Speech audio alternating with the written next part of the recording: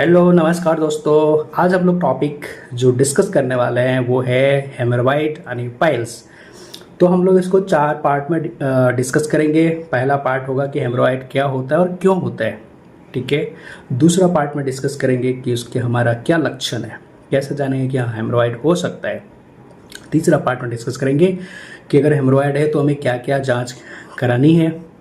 चौथा समझेंगे कि हम उसका क्या इलाज है और हम उससे कैसे बच सकते हैं, ठीक है। तो ये चार पार्ट में वीडियो आएगा। तो पहला पार्ट में आज हम लोग समझते हैं कि हेमरॉइड क्या है और हेमरॉइड क्यों होता है।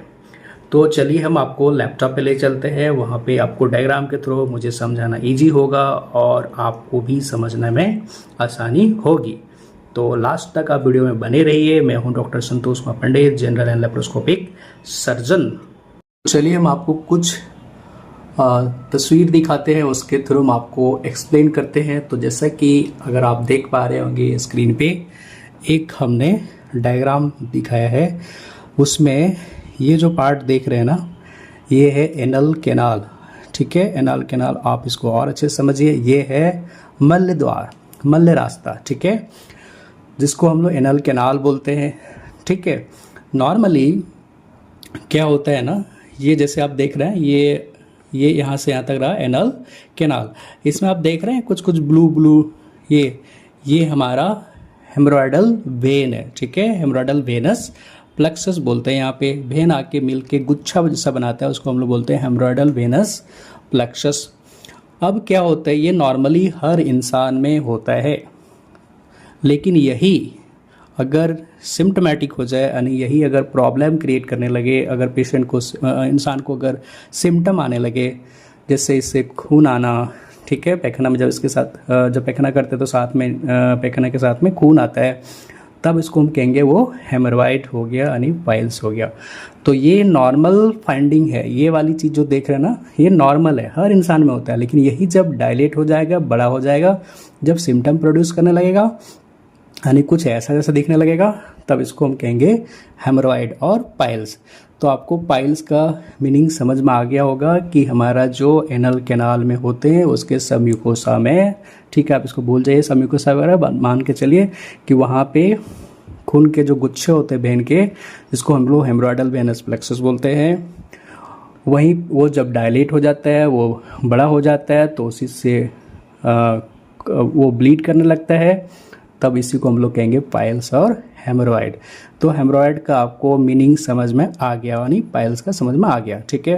अब हम नेक्स्ट चलते हैं कि आखिर ये डेवलप क्यों करते हैं, ठीक है। तो जैसे कि आप इस डायग्राम को देख पा रहे हैं कि ये आप, अगर ये था हेमरॉयडल वेनस प्लेक्सस, तो ये एक म्यूकोसल लाइनिंग के द्वारा देख रहे हैं, एक कवर्ड है, डायरेक्ट एक्सपोज नहीं है, ठीक है।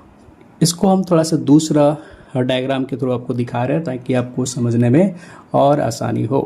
आप जैसे इसको देखिए, वही सेम चीज़ है, बट थोड़ा सा डीप स्ट्रक्चर को दिखाया गया है। उसके अंदर क्या है उसको अच्छे से रिप्रेजेंट किया गया। जैसे कि यही सेम चीज़ आप देख रहे हैं, एक ब्लू कलर की जो जा रही है, ये है हेमरॉयडल वेनस प्लेक्सस। यहाँ पे भी देख रहे हैं, यहाँ पे भी देख रहे हैं, ठीक है, दो जगह दिखा, ऊपर में भी है, नीचे में भी है ना, जिसको हम लोग एनल कुशन बोलते हैं। जिसमें कि हमारा ये जो है ना, ये ऊपर से जो एक लाइनिंग है, ये है ये वाली, ये है म्यूकोसा की। उसके बाद फिर ये ना सपोर्टेड रहते हैं, जैसे आप देख रहे हैं, इसको सपोर्ट करके रखा है, ठीक है। तो जब ये डायलेट हो जाएगा, ठीक है, तो ये ब्लीड करेगा, ठीक है। अब हम लोग समझते हैं कि आखिर ये डायलेट क्यों करेगा, कब करेगा, ठीक है। तो आप इसको ऐसे समझिए, एक मिनट, हाँ, जैसे अगर मान लीजिए ये है वेन, ठीक है, इसका जब वेनस प्रेशर बढ़ेगा, ठीक है, तो ये क्या हो जाएगा, चौड़ी हो जाएगी। तो अब वेनस प्रेशर क्यों बढ़ाएगा, क्योंकि ये वेन जो है ना, फाइनली ये वाली वेन, ठीक है, हेमरॉयडल वेन, ये आगे जो जाके कंटिन्यू कर जाता है, वो है पोर्टल वेन में, ठीक है।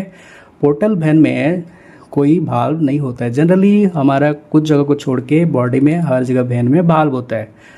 तो भाल्व नहीं होने की वजह से क्या होता है, वो वन डायरेक्शनल ब्लड नहीं जाएगा। अगर लगातार ये अगर ग्रेविटी पे फोर्स लगाएगा तो स्वाभाविक है इस पे ब्लड स्टैग्नेट करेगा, यानी रुकेगा, ठीक है।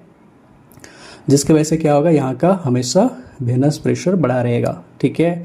दूसरा जो आप देख रहे हैं कि ये लाइनिंग जो इसको सपोर्ट करके रखा था जो स्ट्रक्चर, अगर वो वीकेंड हो जाए, जैसे कि अगर मान लीजिए ओल्ड एज हो जाने के बाद क्या होता है, यहाँ पे जो इलास्टिक टिश्यू वगैरह है वो थोड़ा सा वीक हो जाते हैं, जिसकी वजह से इसको उतना अच्छा सपोर्ट नहीं दे पाता और फाइनली ये थोड़ा सा डायलेट हो जाता है।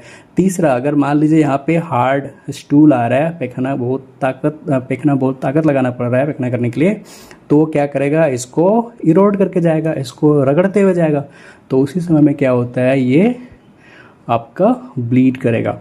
तो अब देखिए जैसे मैंने बोला कि वेनस प्रेशर बढ़ने से होगा। ठीक है। तो वेनस प्रेशर जब कभी भी हमारा एब्डोमेन का प्रेशर बढ़ेगा जिस वजह से, तो उस कंडीशन में वेन पे प्रेशर ज़्यादा लगाएगा। ठीक है। उसके चलते वेनस का प्रेशर राइज करेगा और फिर ये डायलेट करेगा, आपको ये ब्लीड समझ में आया होगा। तो आई होप कि आप, और नहीं तो हम आपको दूसरे तरीके से समझा रहे हैं, जैसे कि जो आपको मैंने दिखाया ना हेमोरॉयडल वेनस प्लेक्सस, उसको एज्यूम करिए यही है, इसमें भाल नहीं है, तो ब्लड वन वे नहीं जाएगा। अगर जैसे ग्रेविटी हर जगह हर चीज़ को क्या करते हैं, नीचे पुल करके ले जाना चाहते हैं, तो इस पर भी लगेगा, अपना ब्लड पे ग्रेविटी लगेगा, तो क्या होगा, यहाँ पे ऑब्वियसली यहाँ ज़्यादा लगेगा, तो ये एरिया ज़्यादा डायलेट होगा, क्योंकि ऊपर में कोई भाल नहीं है, तो ब्लड अगर उधर से आएगा तो उसको रोकने वाला कोई नहीं है। ठीक है। तो आशा करते हैं कि आपको समझ में आ गया। ठीक है। अगर कोई डाउट है तो आप मुझे कमेंट करिए, फिर हम आपको नेक्स्ट पार्ट इसका जो है नेक्स्ट वीडियो में समझाएंगे। ठीक है।